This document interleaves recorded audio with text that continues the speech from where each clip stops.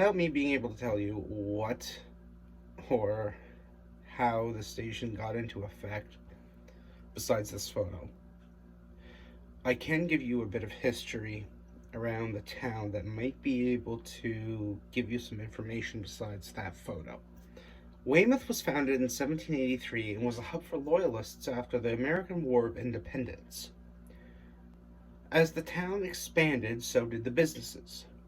Weymouth soon became a large shipbuilding port as well as a large lumber yard.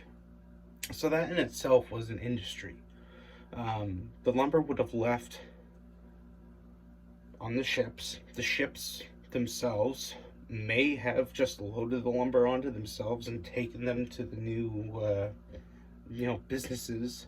So Weymouth in itself was a successful society back in the day.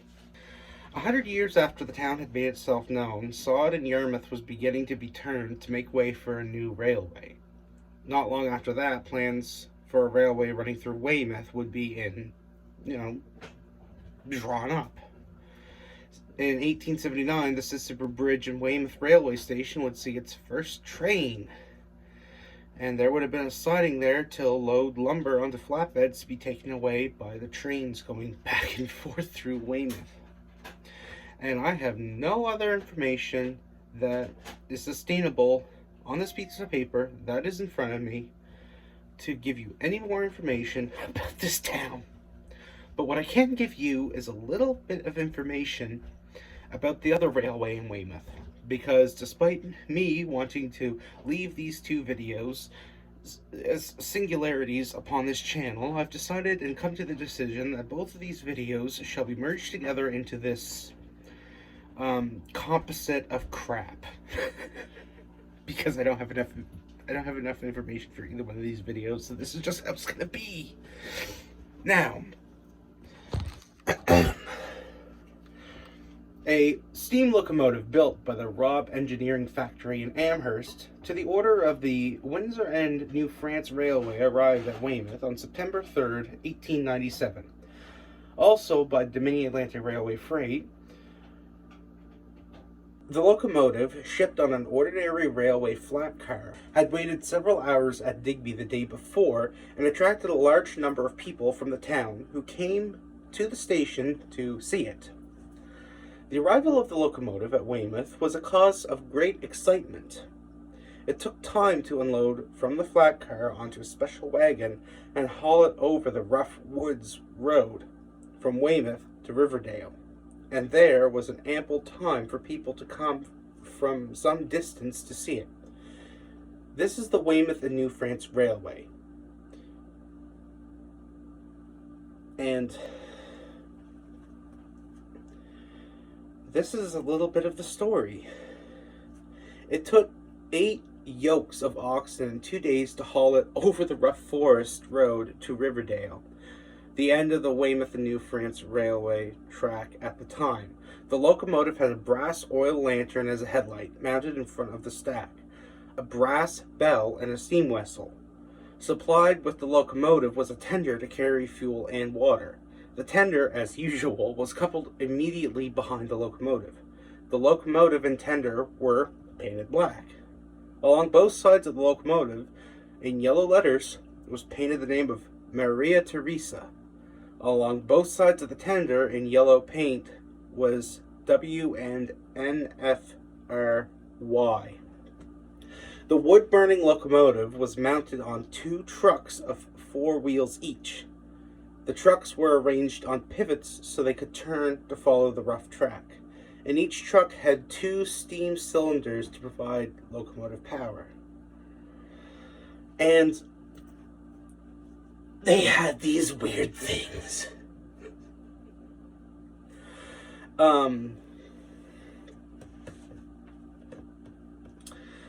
So the Weymouth and New France Railway is very interesting in itself. It might have only ran twice. They built it on poles, so like telephone poles, but not telephone poles, but poles, right? And that would have went from New France down into Weymouth, where it would unload lumber onto the docks, right? So they could turn it and make a profit.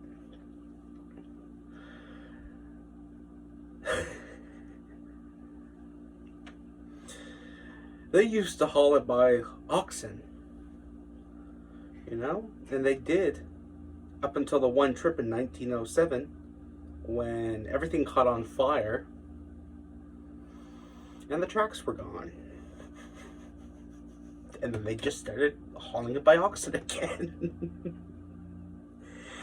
And as far as I can remember the history of this being, the owner of the railway had took everything and ordered it just to find a hole in the ground in the back of New France somewhere and just ditch it there. So I'm laughing. This isn't really funny. I'm sorry, but there was like 100-ish flat cars. There were several locomotives. It was all supposed to run along this line. Supposed to bring lumber down out of New France or Riverdale, out of the Electric City, and several locomotives. It only ran them once, and the owner just said, "Well, it's a shame, isn't it? Scrap it. Scrap it all. This is a mess. This sucks." And he effectively retired. And New France just went out like a light. The railway went out like a light. And that was it. And that's the story that I was going to try to make a whole video out of. I'm laughing, like I say, I'm sorry, but it's not that funny. It's really a tragedy, but that's pretty much the whole history of it. Oh man, my humor is getting dark and it shouldn't be. So now we've got a missing railway and a railway on fire. So now we've got the missing station and a railway on fire. And I think that's just what this video is going to be called. Missing station / a railway on fire.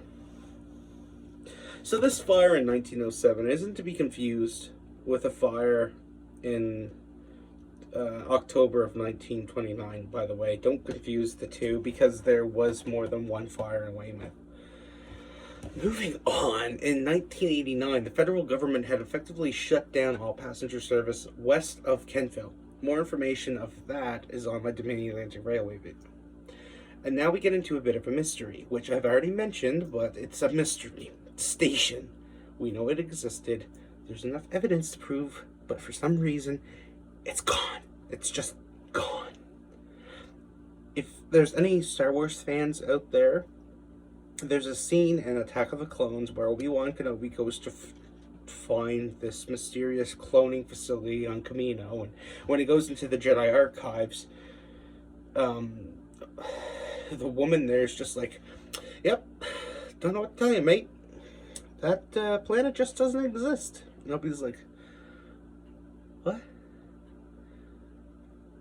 That's what I feel like right now. I know what Obi-Wan feels in that moment. It's deep. So, I said I'd ask my father-in-law. And to quote him, "I used to travel the Bud car to the Cornwallis base from Yarmouth. I don't remember a stop in Weymouth, and that was in 1967.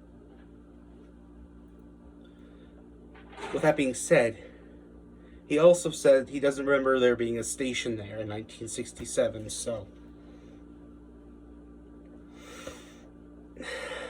Quick search on Google, and 2 hours worth of searching on the internet, and I couldn't find any fires of it or it being demolished. Yeah. But what I did find was there was a fire in October 1929. And that took out the lumber yards, and that took out the pulp mill. And it took out a few other structures downtown Weymouth. The damage report of that was $250,000, and I believe insurance was only able to cover like $20,000 worth of damage. So maybe our station was one of those things that caught fire. I don't know. I don't want to say for certain because then I'd make a liar of myself. There was 25 buildings burnt besides the mill and the lumber yards. So, you know,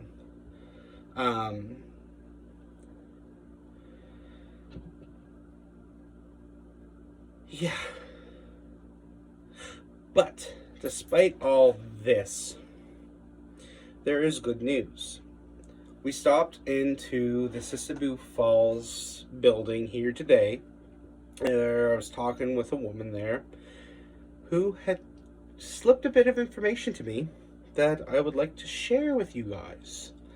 The Weymouth station, they have drawn up the blueprints of and are rebuilding it. She didn't say how accurate it was going to be, but from what I understand, it's going to be like the original building. So if you get the chance to, and if you're in the area, stop into Sissebu Falls, downtown Weymouth, and go get some information on it. Go talk. Also, if you're in the area, if you're in Sissebu Falls, ask for some information of the Weymouth and New France Railway. Because the history of that is sort of mind-blowing when you piece it all together. And there's not enough time on any of these videos to support that. Like, that whole thing is, and I might just contradict myself here. I might do this down the road. If there's enough interest in it, and if I'm interested enough in it, I might go back and refilm that. But if I could sum up the railway history of Weymouth in one sentence, just as it came, it left. A mystery. And I'm pretty sure that's a proper sentence. Yeah, we're gonna leave it at that. Well, this video is, in what chaos I could put together into one video, is finally over. So if you liked and enjoyed any of this content, please go ahead, like, comment, and subscribe. And I might be able to come up with another video that is along the lines of this one. Or maybe it will be better, who knows. Episode 2 of Season 2 is gonna be the laughingstock of this channel. Anyway, I'm still gonna publish this because I find it rather quite amusing. With that being said, I'm gonna go lay down because this is just exhausting trying to record and come up with ideas on how to make this more interesting. And the research might have really been frustrating. So I'm gonna go sleep. I'm gonna go sleep this off and maybe publish this tomorrow.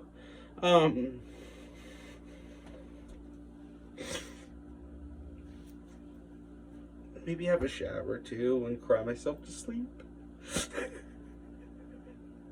Hope you guys have a great day. Take care. 100 years after the town had made itself known. 100 years after the town had made itself known, Sod and Yarmouth was... I'm just gonna wait for you to finish.